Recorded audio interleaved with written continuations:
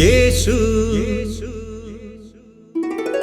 ആരിലും വലിയവൻ വലിയവൻ. യേശു യേശു ആരിലും വലിയവൻ വലിയവൻ. ആരിലും വലിയവൻ വലിയവൻ. സൗഖ്യദായകൻ പാപമോചകൻ. സൗഖ്യദായകൻ പാപമോചകൻ. യേശുവേകരക്ഷകൻ. യേശുവേകരക്ഷകൻ. കരുണാമയൻ സ്നേഹഗായകൻ. കരുണാമയൻ സ്നേഹഗായകൻ. യേശു യേശു ആരിലും വലിയവൻ വലിയവൻ. ആരിലും വലിയവൻ വലിയവൻ.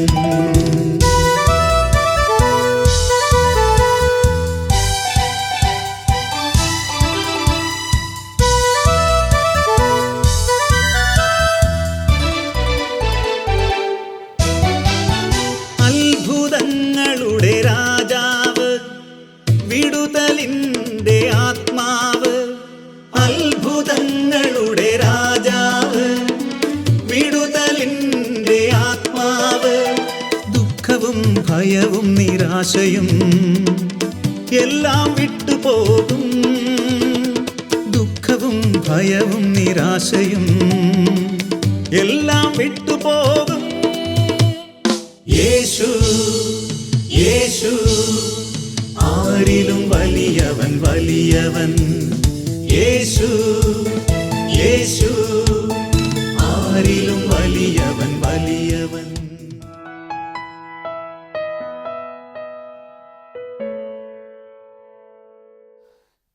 യേശുവേ നന്ദി, യേശുവേ സ്തോത്രം. ഹല്ലേലൂയ. യേശുവിൽ പ്രിയപ്പെട്ടവരെ, യേശു ഒത്തിരിയേറെ സ്നേഹിക്കുന്ന ദൈവത്തിൻ്റെ ജനമേ, മനുഷ്യർ ഒത്തിരിയേറെ പ്രതീക്ഷ നഷ്ടപ്പെട്ടവരും പ്രത്യാശ നഷ്ടപ്പെട്ടവരുമായിട്ട് കടന്നുപോയ ലോകമാസകലം സമാധാനം നഷ്ടപ്പെട്ടു പോകുന്നു. ദുരിതങ്ങളും രോഗങ്ങളും ദുരന്തങ്ങളുമൊക്കെ സംഭവിച്ചുകൊണ്ടിരിക്കുന്നു. അക്രമ സംഭവങ്ങളും അനീതികളും ബോംബ് സ്ഫോടനങ്ങളുമൊക്കെ ലോകത്തിൽ സംഭവിക്കുന്നു. അവിടെ മനുഷ്യന് സമാധാനം നഷ്ടപ്പെട്ടു. ഇപ്പോഴത്തെ ഈ പകർച്ചവ്യാധി മൂലം കടബാധ്യതകളിൽ, ജോലി നഷ്ടത്തിൽ, ബിസിനസ് തകർച്ചയിലായിരിക്കുന്ന ധാരാളം മനുഷ്യരുണ്ട്. അങ്ങനെ എല്ലാവരും ഒരു വലിയ പ്രതിസന്ധികളിലൂടെ, പ്രത്യേകിച്ച് കഷ്ടതയിലൂടെയും സഹനത്തിലൂടെയും കടന്നു പോകുന്നവർ. എല്ലാ പ്രതീക്ഷകളും നഷ്ടപ്പെട്ട വിധത്തിൽ ഇന്ന് ഈ കാലഘട്ടത്തിൽ ജീവിക്കുന്ന ജനകോടികൾ ഈ ഭൂമിയിലുണ്ട്. നമ്മളൊന്ന് തിരിച്ചറിയണം, നമ്മുടെ ജീവിതത്തിൽ ഒരു സഹനമുണ്ടായാൽ, ഒരു കഷ്ടതയുണ്ടായാൽ നമ്മളെ താങ്ങുന്ന ഒരു ദൈവമുണ്ട്, കർത്താവായ യേശു ക്രിസ്തു. ഇപ്പോൾ അനുഭവിക്കുന്ന ഈ സഹനങ്ങൾക്കപ്പുറം നമ്മുടെ ജീവിതത്തിൽ ഒരു അനുഗ്രഹത്തിൻ്റെ നാളുകൾ, ഒരു സുവർണകാലം ദൈവം നമുക്ക് വേണ്ടി കരുതി വച്ചിട്ടുണ്ട്. അതിന് പ്രത്യാശയോടെ കാത്തിരുന്ന് പ്രാർത്ഥിക്കുകയും ദൈവത്തോട് ചേർന്ന് നടക്കുകയും ചെയ്താൽ കഷ്ടതയ്ക്ക് ശേഷം, സഹനത്തിനു ശേഷം ആ സുവർണകാലത്തിൽ നമുക്ക് ജീവിക്കുവാനായിട്ട് സാധിക്കും. സങ്കീർത്തനം 115 13, 14, 15 വചനങ്ങൾ. കർത്താവിൻ്റെ ഭക്തന്മാരെ, ചെറിയവരെയും വലിയവരെയും അവിടുന്ന് അനുഗ്രഹിക്കും. കർത്താവിൻ്റെ ഭക്തന്മാരായിട്ടുള്ള ചെറിയവർ, താഴേക്കിടയിലുള്ളവർ, വലിയവർ, സമ്പന്നന്മാർ, ഉന്നത സ്ഥാനങ്ങളിലായിരിക്കുന്നവർ, ആരുമാവട്ടെ, അവരെ എല്ലാവരെയും ദൈവം അനുഗ്രഹിക്കും. കർത്താവ് നിങ്ങളെ അനുഗ്രഹിക്കട്ടെ. നിങ്ങളെയും നിങ്ങളുടെ മക്കളെയും, കർത്താവ് നിങ്ങളെയും നിങ്ങളുടെ മക്കളെയും തലമുറകളെയും അനുഗ്രഹിക്കട്ടെ. ആകാശവും ഭൂമിയും സൃഷ്ടിച്ച കർത്താവ് നിങ്ങളെ അനുഗ്രഹിക്കട്ടെ. ആകാശവും ഭൂമിയും സൃഷ്ടിച്ച കർത്താവ് നിങ്ങളെ, നിങ്ങളുടെ കുടുംബത്തെ, തലമുറകളെ അനുഗ്രഹിക്കട്ടെ എന്ന് ദൈവത്തിൻ്റെ വചനം വലിയ ഒരു അനുഗ്രഹം നമുക്ക് വേണ്ടി തരുകയാണ്. എല്ലാ സഹനങ്ങൾക്കും അപ്പുറം സന്തോഷത്തിൻ്റെ നാളുകൾ, അനുഗ്രഹത്തിൻ്റെ നാളുകൾ, ഒരു സുവർണകാലത്തിൻ്റെ സൂര്യോദയം നമുക്ക് വേണ്ടി കാത്തിരിപ്പുണ്ട്. പ്രത്യാശ നഷ്ടപ്പെട്ടവരെ പോലെ ഒരിക്കലും നിങ്ങളാവരുത്. പ്രത്യാശ നമ്മെ നിരാശരാക്കുന്നില്ല. ആ പ്രത്യാശയോടെ, പ്രതീക്ഷകളോടെ നമ്മൾ ജീവിതത്തെ കാണണം, ജീവിതത്തെ നേരിടണം. എൻ്റെ ടീമിലുള്ള ഒരു സഹോദരൻ ഇന്നലെ എന്നെ ഫോണിൽ വിളിച്ചു. അദ്ദേഹത്തിൻ്റെ മകളുടെ വിവാഹമായി. ഒരു പച്ചക്കറി കടയിൽ ജോലി ചെയ്യുന്നൊരു മകനാണ്. വലിയ വരുമാനമൊന്നുമില്ല, കടബാധ്യതകളും ഭാരങ്ങളൊക്കെ ഉണ്ട്. നമ്മുടെ ധ്യാനങ്ങളിൽ ശുശ്രൂഷയ്ക്ക് വന്നിട്ട് മധ്യസ്ഥ പ്രാർത്ഥന നടത്തും, അടുക്കളയിൽ പാചകത്തിനൊക്കെ അവരെ സഹായിക്കും. അങ്ങനെയൊക്കെ ചെറിയ പ്രേക്ഷകലയൊക്കെ ചെയ്ത് പ്രാർത്ഥിച്ചുകൊണ്ടിരുന്ന ആ വ്യക്തിയുടെ ജീവിതത്തിൽ ദൈവം ഇടപെടുകയാണ്. ഇന്നലെ എന്നോട് സംസാരിക്കുകയാണ്, വിവാഹത്തിന് വേണ്ടി കൊടുക്കാനുള്ള തുക ഏതാനും വ്യക്തികൾ കൂടി അദ്ദേഹത്തെ സഹായിച്ചു. മറ്റത്യാവശ്യമായ സകല കാര്യങ്ങൾക്കുമുള്ള സാമ്പത്തിക സഹായങ്ങൾ പലരും അദ്ദേഹത്തിന് മനസ്സു തുറന്നു കൊടുത്തു. ഒരു പൈസ പോലും കടബാധ്യതകളോ ഭാരമോ ഉണ്ടാകാതെ ഈ മാസം അദ്ദേഹത്തിൻ്റെ മകളുടെ വിവാഹം നടക്കുവാനായിട്ട് പോകുകയാണ്. ഞാനിത് പങ്കുവച്ചത് ധ്യാനത്തിന് സമയത്തൊക്കെ വരുമ്പോൾ എൻ്റെ അടുക്കൽ വന്ന് പ്രാർത്ഥിച്ചിട്ടുണ്ട്. കടബാധ്യതകളും കഷ്ടപ്പാടുകളും പ്രയാസങ്ങളുമൊക്കെ. ഇന്നിതാ ആ മനുഷ്യൻ്റെ വളരെ പ്രയാസമേറിയ ഒരു ജീവിത സാഹചര്യത്തിൽ ദൈവം തൻ്റെ മക്കളിലൂടെ അദ്ദേഹത്തെ സഹായിക്കുകയാണ്. ഹല്ലേലൂയ. നമ്മൾ തിരിച്ചറിയണം, സഹനങ്ങൾക്കപ്പുറം അനുഗ്രഹം കർത്താവ് നമുക്ക് വേണ്ടി കരുതി വെച്ചിട്ടുണ്ട്. വിശുദ്ധ ബൈബിളിൽ സഹനത്തിൻ്റെ മൂർധന്യത്തിൽ എല്ലാവരും ഉപേക്ഷിക്കപ്പെട്ട് തിരസ്കരിക്കപ്പെട്ട് ശരീരം പോലും ചീഞ്ഞഴുകിയ മനുഷ്യൻ, ആർക്കും വേണ്ടാതായ മനുഷ്യനായിരുന്നു ജോബ്.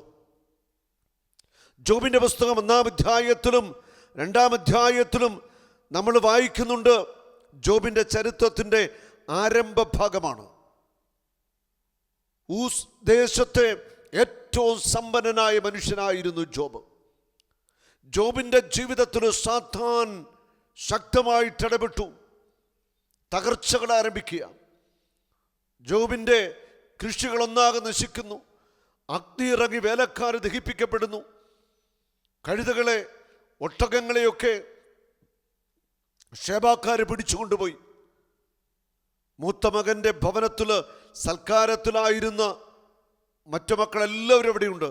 ഒരു കൊടുങ്കാറ്റുണ്ടായി, വീട് വീണ് മക്കളെല്ലാവരും മരിച്ചു.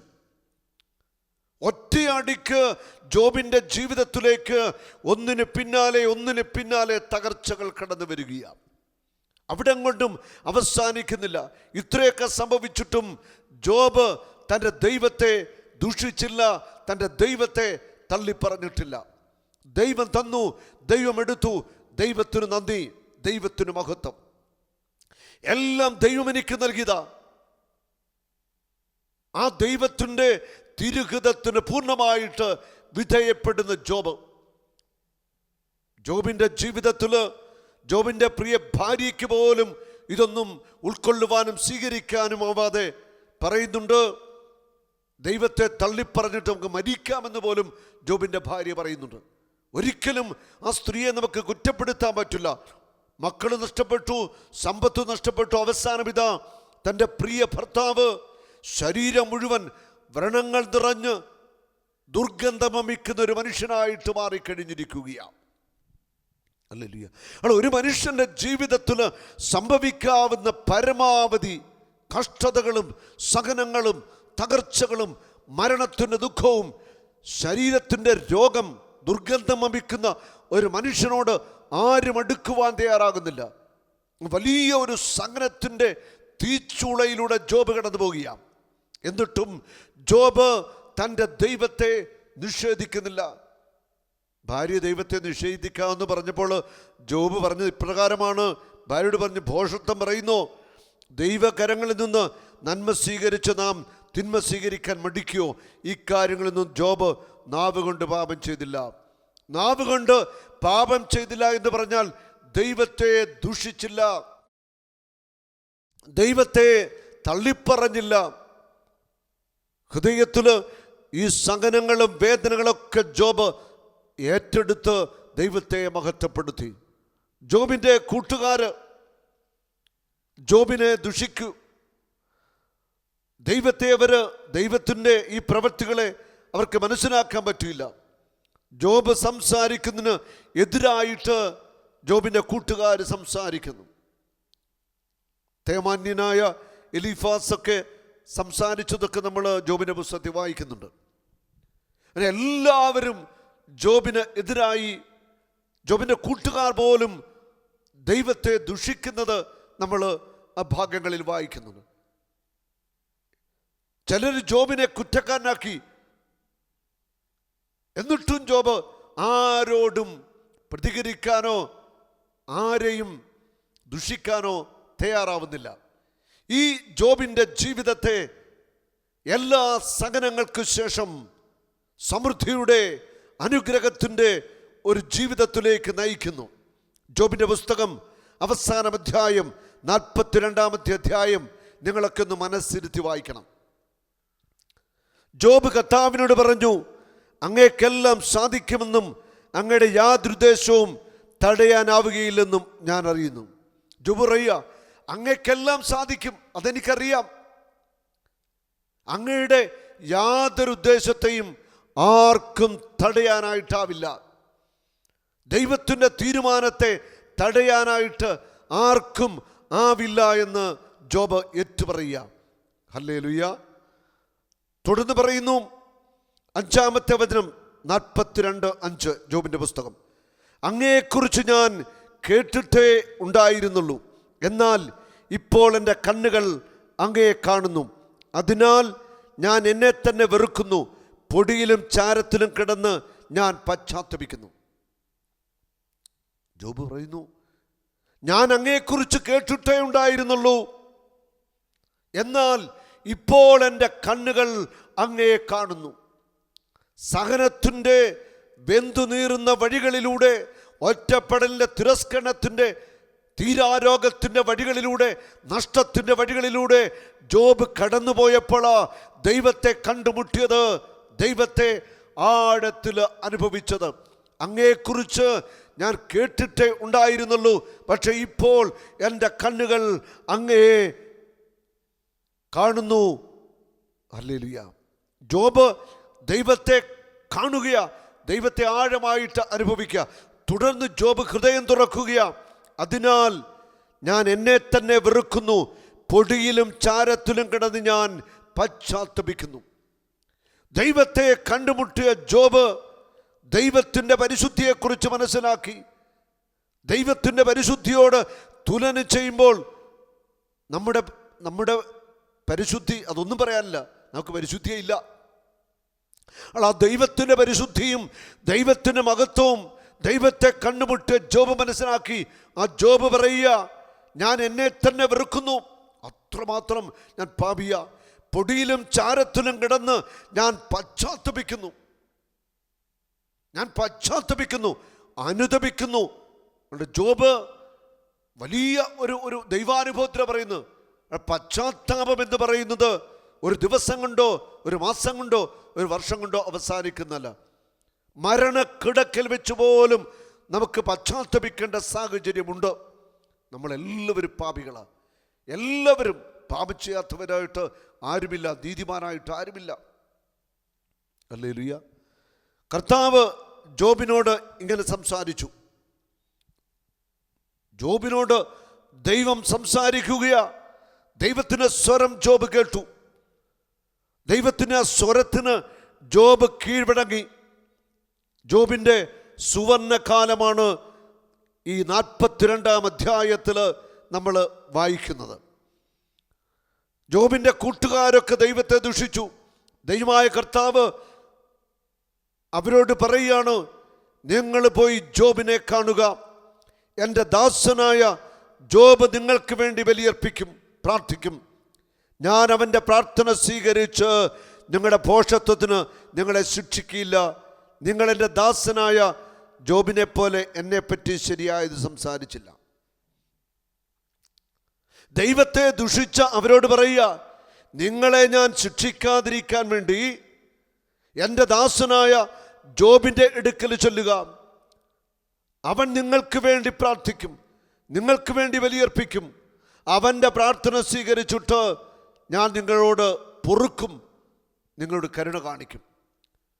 ഇവിടെ ജോബിൻ്റെ പ്രാർത്ഥനയ്ക്ക് എന്തുകൊണ്ടാണ് വിലയുള്ളതായിട്ട് മാറുന്നത്?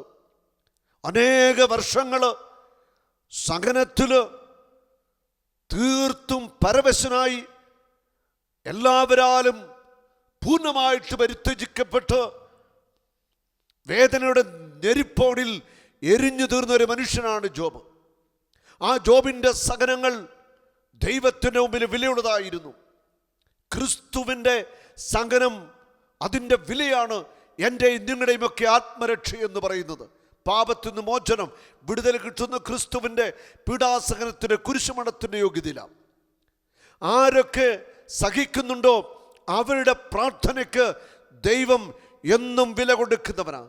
സഹിക്കുന്ന ഓരോ വ്യക്തിയുടെയും പ്രാർത്ഥനകൾ, നിശ്വാസങ്ങൾ, കണ്ണുനീര് ദൈവസന്നിധിയിൽ വിലയുള്ളതാണെന്ന് ദൈവത്തിൻ്റെ ജനം തിരിച്ചറിയണം. നിങ്ങൾ പോയി എൻ്റെ ദാസനായ ജോബിനോട് പ്രാർത്ഥിക്കാൻ പറയുക. അവൻ നിങ്ങൾക്ക് വേണ്ടി പ്രാർത്ഥിക്കും. അപ്പോൾ നിങ്ങളുടെ പാപങ്ങൾ ഞാൻ ക്ഷമിക്കും, നിങ്ങളെ ഞാൻ ശിക്ഷിക്കത്തില്ല.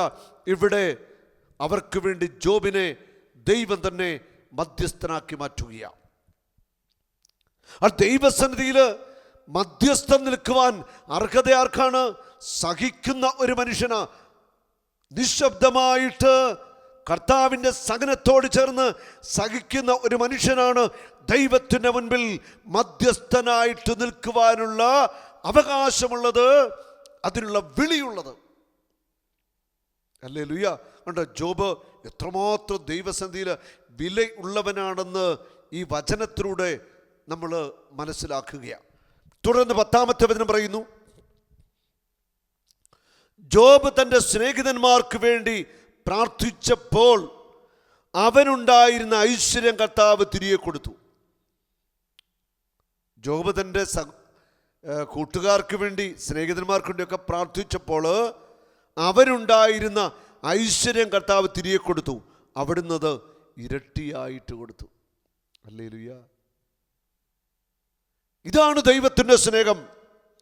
നഷ്ടപ്പെട്ടു പോയ സകല ഐശ്വര്യങ്ങളും പ്രതാപവും ദൈവം ജോബിന് തിരിച്ചു കൊടുത്തു. തിരിച്ചു കൊടുത്തപ്പോൾ അത് ഇരട്ടിപ്പങ്കായിട്ടാണ് കർത്താവ് കൊടുത്തത്. ഇരട്ടിപ്പങ്ക് വിശുദ്ധ ബൈബിളിൽ പല ഭാഗത്ത് പറയുന്ന ഒരു വചനമാണ്. ഇരട്ടിപ്പങ്കിനെ കുറിച്ച് പറയുന്നുണ്ട്. ഏലിയായിൽ നിന്ന് അഭിഷേകം ഇരട്ടിയായിട്ട് എലീഷായിക്ക് കൊടുത്തു. ഇരട്ടി. ഹല്ലേലൂയ. ഇവിടെ ജോബിന് ഇരട്ടിയായിട്ട് അനുഗ്രഹം കൊടുത്തു. യെശയ്യ 61:7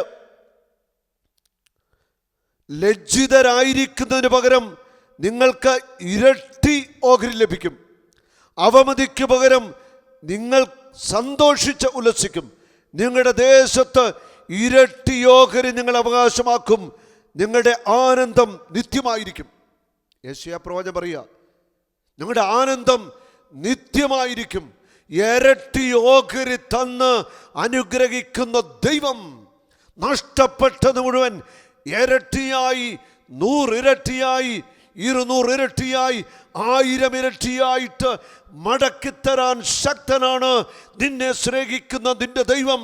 നിനക്ക് വേണ്ടി കുരിശിൽ മരിച്ച യേശു ക്രിസ്തു. ഹല്ലേലൂയ. അതേ വചനം തന്നെ നമ്മൾ വീണ്ടും കാണുന്നുണ്ട്. പ്രത്യാശയുടെ തടവുകാരെ, നിങ്ങളുടെ രക്ഷാദുർഗത്തിലേക്ക് മടങ്ങിപ്പോകുവിൻ, നിങ്ങൾക്ക് ഇരട്ടി മടക്കി തരുമെന്ന് ഞാൻ പ്രഖ്യാപിക്കുന്നു. പ്രത്യാശ ഉള്ളവര് മടങ്ങിപ്പോകുക. പ്രത്യാശ നഷ്ടപ്പെട്ടവരും രക്ഷാദുർഗം അത് കർത്താവായ യേശു ക്രിസ്തു മാത്രമാണ്. ആ യേശുവിലേക്ക് നീ മടങ്ങിപ്പോകുക. പ്രത്യാശയോടെ മടങ്ങിച്ചെല്ലുക.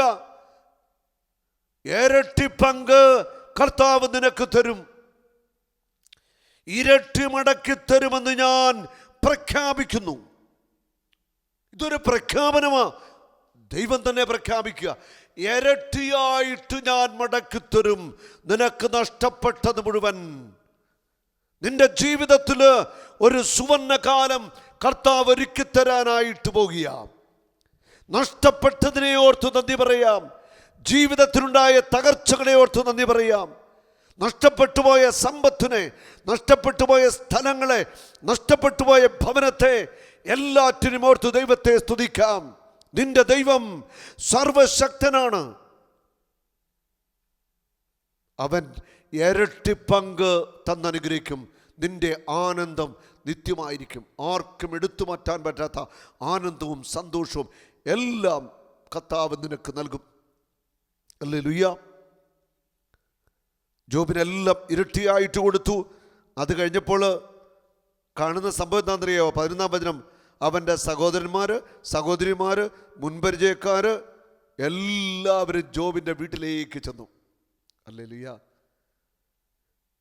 എല്ലാവരും, സഹോദരന്മാരും സഹോദരിമാരും മുൻപരിചയക്കാരും എല്ലാവരും ജോബിൻ്റെ വീട്ടിലേക്ക് ചെന്നു. കാര്യം എന്താ? ജോബിന് വീണ്ടും ഇതാ ഐശ്വര്യം, ഉയർച്ച, അഭിവൃദ്ധി, സമൃദ്ധി എല്ലാം ദൈവം തിരികെ കൊടുത്തു. ഉപേക്ഷിച്ചു പോയവരൊക്കെ മടങ്ങി ചെന്നു. അവിടെ പറയുന്നു, അവർ ജോബിൻ്റെ വീട്ടിൽ നിന്ന് ഭക്ഷണം കഴിച്ചു. അവരൊക്കെ ജോബിനോട് കഴിഞ്ഞ കാലം കൊണ്ടായ പ്രയാസത്തെ ഓർത്ത് സഹതപിച്ചു, ആശ്വസിപ്പിച്ചു. അതുമാത്രമല്ല, ഓരോരുത്തരും പണവും സ്വർണ്ണമോതിരമൊക്കെ ജോബിന് കൊടുക്കുകയാണ്. ഹല്ലേലൂയ. ആ ജോബ് നഷ്ടപ്പെട്ട ആ ബന്ധങ്ങളെല്ലാം കൂട്ടിച്ചേർക്കപ്പെടുകയാണ്. നഷ്ടപ്പെട്ടു പോയ ബന്ധങ്ങൾ കൂട്ടിച്ചേർക്കപ്പെടുകയാണ്. ലോകത്തിൻ്റെ കാഴ്ചപ്പാടിൽ പലപ്പോഴും നമുക്കറിയാം, ഒരു കുടുംബത്തിൽ തന്നെ മക്കൾ എല്ലാവരും മിടുക്കരായിരിക്കത്തില്ല. ചിലർ മിടുക്കന്മാരായി അധ്വാനിച്ച് പണമുണ്ടാക്കും, ചിലർക്ക് അതിന് പറ്റിയൊന്നും വരത്തില്ല. അങ്ങനെയൊക്കെ വരുമ്പോൾ സമ്പത്തില്ലാത്ത സഹോദരങ്ങളോട് മറ്റുള്ളവർക്ക് പുച്ഛവും ഒക്കെ ഉണ്ടാകാറുണ്ട്. അതൊരിക്കലും പാടില്ലാത്ത കാര്യമാണ്. സാമ്പത്തികമായിട്ട് തകർന്നു പോയ സഹോദരങ്ങളെ, സാമ്പത്തികമായിട്ടുള്ള സഹോദരങ്ങൾ സഹായിക്കാൻ കടപ്പെട്ടവർ തന്നെയാണ്. അങ്ങനെ ചെയ്യാത്ത എത്രയോ സഹോദരങ്ങൾ ക്രൈസ്തവ സമൂഹത്തിലുണ്ട്, കത്തോലിക്ക കുടുംബങ്ങളിലുണ്ട്. സ്വന്തം സഹോദരങ്ങൾക്ക് ഒരു സഹായവും ചെയ്യാത്തവർ. വീണ്ടും നമ്മൾ വായിക്കുന്നു, ജോബിൻ്റെ ശിഷ്ടകാല ജീവിതം കർത്താവ് മുമ്പത്തേതിനേക്കാൾ ധന്യമാക്കി. 6000 ഒട്ടകങ്ങളും 14,000 ആടുകളും 1000 കാളകളും 1000 പെൺകഴുതകളും ഉണ്ടായി. ധാരാളം സമൃദ്ധി, വലിയ സമൃദ്ധി ജോബിൻ്റെ ജീവിതത്തിലേക്ക് ദൈവം വാരി കോരി കൊടുക്കുകയാണ്. ഹല്ലേലൂയ. നഷ്ടപ്പെട്ട സമ്പത്തിൻ്റെ 100 ഇരട്ടി മടക്കി കൊടുത്തു. അവന് 7 പുത്രന്മാരും 3 പുത്രിമാരും ഉണ്ടായി. മക്കളുടെ സമൃദ്ധി, മക്കളുടെ സമൃദ്ധിയാണ് അനുഗ്രഹത്തിൻ്റെ സമൃദ്ധി. ഈ കാലഘട്ടത്തിൽ പലർക്കും മക്കളെ വേണ്ട. എൻ്റെ ഒരു സ്നേഹിതൻ, സുവിശേഷ പ്രഘോഷകനായ തോമസ് കുര്യൻ ബ്രദറിന് 8 മക്കളുണ്ട്, 8 ആൺമക്കൾ. അദ്ദേഹത്തിൻ്റെ സഹോദരിക്ക് 15 മക്കളുണ്ട്. ഹല്ലേലൂയ. മക്കളെ നമുക്ക് വേണം. മക്കളുടെ സമൃദ്ധി അത് അനുഗ്രഹത്തിൻ്റെ സമൃദ്ധി തന്നെയാണ്. ആൾബലമുണ്ടാവണം, ധാരാളം മക്കളുണ്ടാവണം. ജോബിനിതാ 10 മക്കള്, അല്ല മിടുക്കര് മക്കള്. നേരത്തെ ഉണ്ടായിരുന്ന മക്കളൊക്കെ മരിച്ചു പോയിരുന്നു. ഈ 10 മക്കളിൽ ഇവിടെ മറ്റൊരു കാര്യം കൂടി പറയുന്നുണ്ട്. ജോബിൻ്റെ പെൺമക്കളുടെ പേര്: മൂത്തവൾ ജമീമ, രണ്ടാമത്തവൾ കെസിയ, മൂന്നാമത്തവൾ കേരൻ ഹാപ്പുക്. ജോബിൻ്റെ പുത്രിമാരെ പോലെ സുന്ദരിമാരായ സ്ത്രീകൾ ആ ദേശത്തെങ്ങും ഉണ്ടായിരുന്നില്ല. പിതാവ് അവർക്കും സഹോദരന്മാർക്കൊപ്പം അവകാശം കൊടുത്തു. അതിനുശേഷം ജോബ് 140 വർഷം ജീവിക്കുകയും മക്കളും മക്കളുടെ മക്കളുമായി 4 തലമുറ വരെ കാണുകയും ചെയ്തു. അങ്ങനെ ജോബ് പൂർണ്ണായുസ്സ് പ്രാപിച്ചു വൃദ്ധനായി മരിച്ചു. 10 മക്കളെ കൊടുത്തു. പിന്നെ കൊച്ചുമക്കൾ, അവിടെ മക്കൾ 4 തലമുറയെ ജോബ് കണ്ടു. എന്നിട്ടാണ് ജോബ് മരിക്കുന്നത് സഹനത്തിൽ വെന്തുനീറിയ ആ മനുഷ്യന്റെ ജീവിതത്തിലേക്ക് ദൈവമിതാ അനുഗ്രഹത്തിന്റെ ഒരു സുവർണ കാലഘട്ടം കൊടുക്കുകയാ. കർത്താവ് കൊടുത്ത മക്കളിൽ പെൺമക്കളൊക്കെ നല്ല സുന്ദരിമാരെ കൊടുത്തു, കഴിവുള്ള ആൺമക്കളെ കൊടുത്തു, സമ്പത്ത് കൊടുത്തു, എല്ലാം കൊടുത്ത ഒരു ദൈവം, നമ്മുടെ ദൈവം അനുഗ്രഹിക്കുന്നവൻ തന്നെയാ. അത് നമ്മൾ വിശ്വസിക്കണം. സമൃദ്ധി തരുന്നവൻ തന്നെയാ, കഷ്ടതയിൽ താങ്ങുന്നവനാ, ദുരിതത്തിൽ നമ്മളെ കൈകൾ കൊണ്ട് കോരിയെടുക്കുന്നവനാ. പ്രത്യാശ നഷ്ടപ്പെട്ടവരെ പോലെ നിരാശയിൽ ജീവിക്കാനായിട്ട് പാടില്ല. ദൈവം നിനക്ക് വേണ്ടി പ്രവർത്തിക്കുന്ന ഒരു സമയം വന്നു കഴിഞ്ഞു, വിശ്വസിക്കണം. ജെറമിയ 29:6 പറയുന്നു, ഇതൊരു കർത്താവിൻ്റെ കൽപ്പനയാ, നിങ്ങൾ വിവാഹം കഴിക്കണം. ദൈവത്തിൻ്റെ കൽപ്പനയാണിത്. നിങ്ങൾ വിവാഹം കഴിക്കണം, മക്കൾക്ക് സന്താനങ്ങൾക്ക് ജന്മം നൽകണം, നിങ്ങളുടെ പുത്രീപുത്രന്മാരെയും വിവാഹം കഴിപ്പിക്കുവിൻ, അവർക്ക് മക്കളുണ്ടാവട്ടെ, നിങ്ങൾ പെരുകണം, നിങ്ങളുടെ സംഖ്യ കുറഞ്ഞു പോകരുത്. ജോബിന് 10 മക്കളുണ്ടായിരുന്നു. തിരിച്ചറിയ ക്രൈസ്തവ ജനസംഖ്യ ഇന്ത്യയിൽ വളരെ കുറവാണ്. പ്രത്യേകിച്ച് കേരളത്തിൽ ഇപ്പോൾ 14% ദയവ് ചെയ്ത് ക്രൈസ്തവ കുടുംബങ്ങൾ അവർ ധാരാളം മക്കൾക്ക് ജന്മം നൽകണം. പെൺമക്കളെയൊക്കെ ഒരു 25 വയസ്സിന് മുമ്പ് കെട്ടിച്ചു വിടണം. ഈ നാട്ടിൽ തന്നെ നമുക്ക് ജീവിക്കണം, ഇവിടെ തന്നെ ജോലി കണ്ടെത്തണം. ചെറുപ്പക്കാർ എത്രയും വേഗം വിവാഹം കഴിക്കണം, അതിനൊക്കെ ഒരു തീരുമാനമെടുക്കണം. ധാരാളം മക്കളും അനുഗ്രഹവും നന്മയും സമൃദ്ധിയും സന്തോഷവും ആനന്ദമെല്ലാം കർത്താവ് വാരിക്കൊരു തരും. നിൻ്റെ സഹനത്തിൻ്റെ കാലയളവ് കഴിയുമ്പോൾ ഇതാ ആനന്ദത്തിൻ്റെ ഒരു സുവർണകാലം കർത്താവ് ഒരുക്കി വെച്ചിട്ടുണ്ട്. ഉറപ്പാണിത്. കർത്താവ് നിങ്ങളെ അനുഗ്രഹിക്കട്ടെ. ആമേൻ. യേശുവേ യേശുവേ നീ മാത്രം ഉന്നതൻ, യേശുവേ യേശുവേ നീ മാത്രം രക്ഷകൻ.